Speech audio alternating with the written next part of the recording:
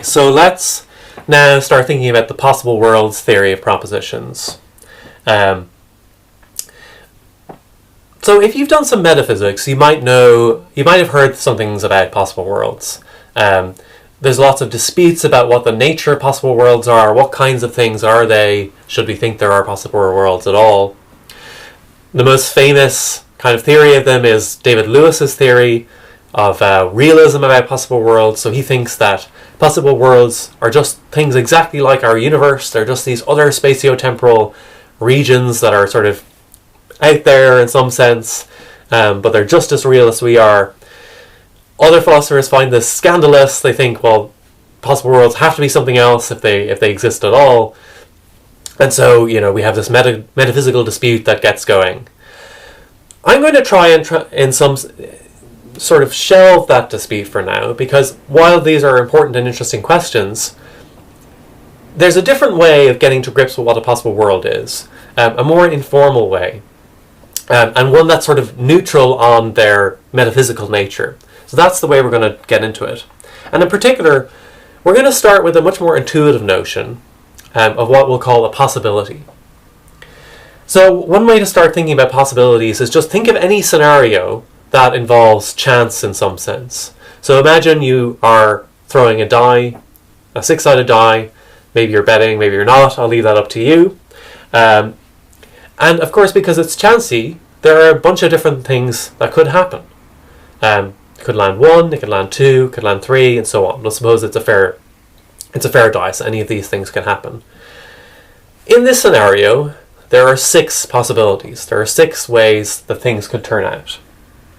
And this is all that I'll mean by possibility. So I'm not giving you a definition of a possibility, I'm just giving you an example of it. So the possibility that the dice comes up 1, that's a possibility. Whatever its nature is, that's a possibility. And it's something that we think about in our sort of ordinary lives all the time. And so that's the kind of thing I'm going to mean by possibility. And what we can do, just to help us think about this, is just draw a picture of the possibilities.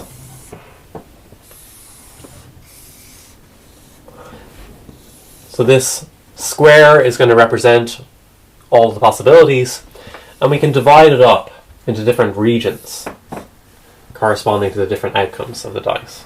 So it lands on 1, 2, 3, 4, 5, 6. Each of these different squares is a different possibility. So the important thing to notice here is that all of these possibilities give you a particular answer to some question. In particular, the question, how did the dice land?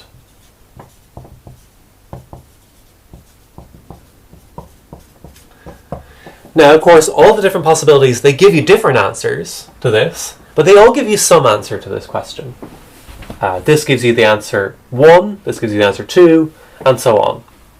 So there's some question it gives you the answer to.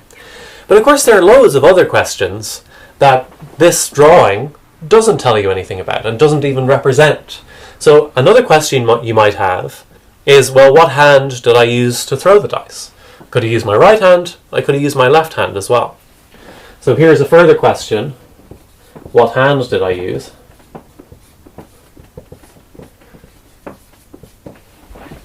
And these possibilities just tell you nothing about that so far. However, this isn't like a fatal problem. What we can do is we can just take the old possibilities and we can subdivide them into smaller possibilities that do give us the answer to this question. So let me do that now. I'm going to divide each of the possibilities in half. And I'm going to say use green to represent, I'm using my right hand. So I'm going to color this in now. So here's where I'm. All of these possibilities in green, they're all possibilities where I use my right hand. Did I say right? Well, it's right hand. So let's look at that a little bit more carefully. So for instance, this is a possibility. And it's a possibility where the dice lands 3 and where I use my right hand. This is also a possibility. It's one where the dice lands 1, and I use my left hand. So each of these little squares, or rectangles, these are new possibilities. And these new possibilities give us more information than the old ones did. So not only do they tell us some answer to the question, how did the die land, but they also give us some answer to the question, what hand did I use? So by taking the old possibilities and dividing them up, we've got a new set of possibilities that settle more questions. Notice we haven't sort of totally lost the old possibilities. They're still there. They're just divided up. So the old possibility that 1 is still here. It's just this region. The old possibility that 3 is still here. It's just this region. So we haven't lost any information. In fact, we're just gaining more information in some sense by just dividing more finely. Now, of course, just because we've divided a bit more finely doesn't mean there isn't a lot further we could go. Therefore, of course, there are millions, infinitely many questions that these things still don't settle. There are all sorts of things about the die that they don't settle, but there are just completely unrelated questions that they don't settle either. So, for instance, in principle, it might be an odd combination of things to think about, but in principle, we might ask the question, well, what's the weather like? And these possibilities don't say anything about it. They don't say whether it's wet or dry. So we could make that further distinction. So is it wet or dry? And we could make a further distinction corresponding to that. So let's divide them one more time. And we'll say that the red region is where it's dry. So red is hot, right?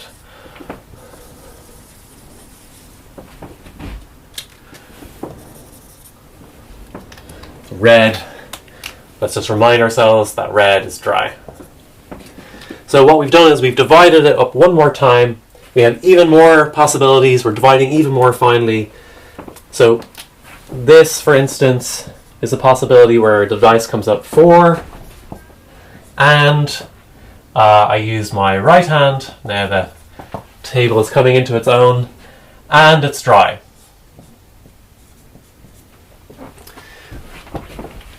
This is a possibility where it comes up 2, and I use left, and it's wet. I'm not going to do any more, but hopefully you get the idea. So we started by dividing more finely using sort of a somewhat related question about which hand did I use to throw the die, but there's no reason why we couldn't just ask completely unrelated questions about the weather. And we could just ask even more unrelated questions. We'd like, what day is it, or what's the capital of Azerbaijan, or when was I born? All these are distinctions that in theory we could keep drawing. And as we draw the distinctions more and more, we get more and more numbers of possibilities, each of which settles more and more questions. And when you think about it like that, you can see that, well, in theory, purely in theory, not in practice, but in theory, you could divide up the possibilities just so finely that they answer every single question. So you just keep dividing, you just keep going, they settle more and more, and eventually you get to a point where every single question is settled. And this is exactly what a possible world is in the way we're going to understand it. A possible world is just a particular kind of possibility that settles the answer to every question. So let us write that down.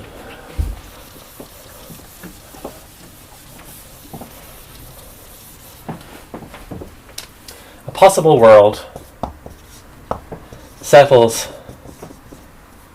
the answer to every question.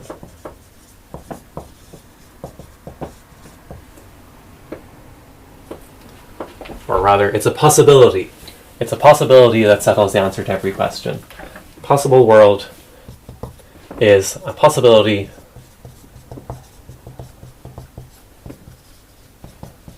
that answers every question. And that is going to be This is going to be our definition of a possible world for the course. It's a possibility that answers every question. Now that leaves metaphysical questions open because we never gave a definition of what a possibility is. But we showed, using the dice example, that, well, even if we don't have a definition, it's the kind of thing we can recognize when we see it. It's something we think about. We think about possibilities all the time. So we just use our prior understanding of possibility to give a definition of a possible world. And then you can think of a possible world as just being a fully determinate possibility, a possibility that settles everything. So now that we've got that understanding of a possible world, we can sort of draw this picture. We can draw a picture of our dice situation again that sort of accounts for them. So we started initially by drawing the possibilities and then going finer and finer and finer. What we'll do now is we'll go the other way around. We'll start with the possible worlds and then we'll work up the possibilities. So the way we'll do that is we'll still have our rectangle. And now what's happening is the rectangle represents the set of all possible worlds. All the possible worlds are in here. And I'm going to let the points be the possible worlds.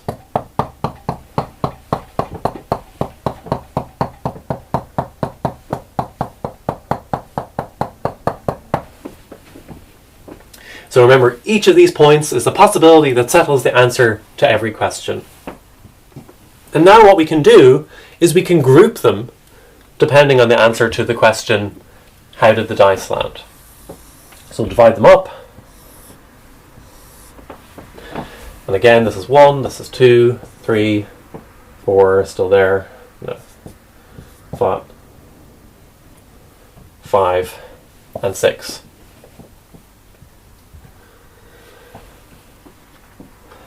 So there are multiple possible worlds in each of these cells because, even though they agree on, say, how the dice lands, of course, different possible worlds could disagree in lots of different things. They agree on the number, but they disagree in lots of different things. That's why there are lots of different ones in each cell. So this is another way of drawing the diagram where we first start with the possible worlds, and then we sort of recover the possibilities by thinking them as sets of worlds. Okay, so what we've done is we've started with the notion of a possibility, and from that we've defined out of that the notion of a possible world. Now let's start thinking about propositions, because remember that was the thing that we really want to get at. We want to get at a theory of propositions using possible worlds. An important thing to notice, first of all, is that propositions are the kinds of things which are true at or false at a world. And this diagram is already a way of seeing that. So let's think about the proposition that the dice landed on 1. Well, that proposition is true at all the worlds here, but it's false at any other world here. So any world in 1 is a world where the proposition that it landed 1 is true. That proposition is false at any world in any other part of the chart. Another way to think about this is that one crucial thing that propositions do is that they create distinctions. They distinguish between different sets of possible worlds. So the proposition that it landed on 1 is a way of distinguishing between the worlds where it landed on 1 and all the rest of them. So we might highlight it like this. So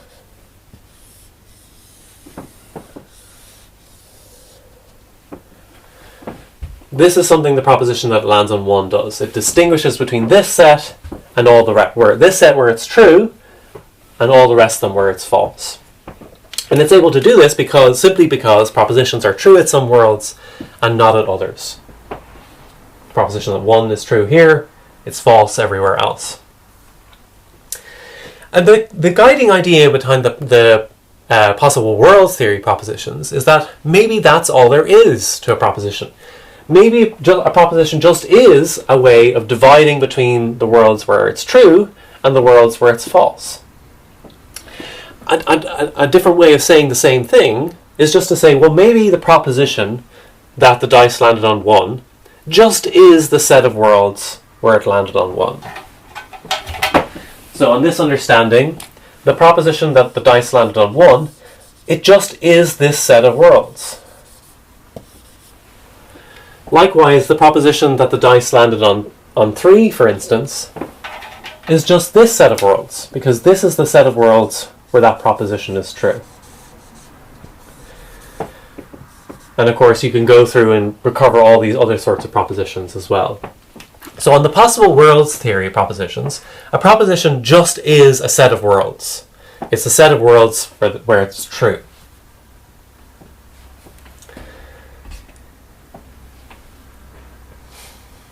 Now,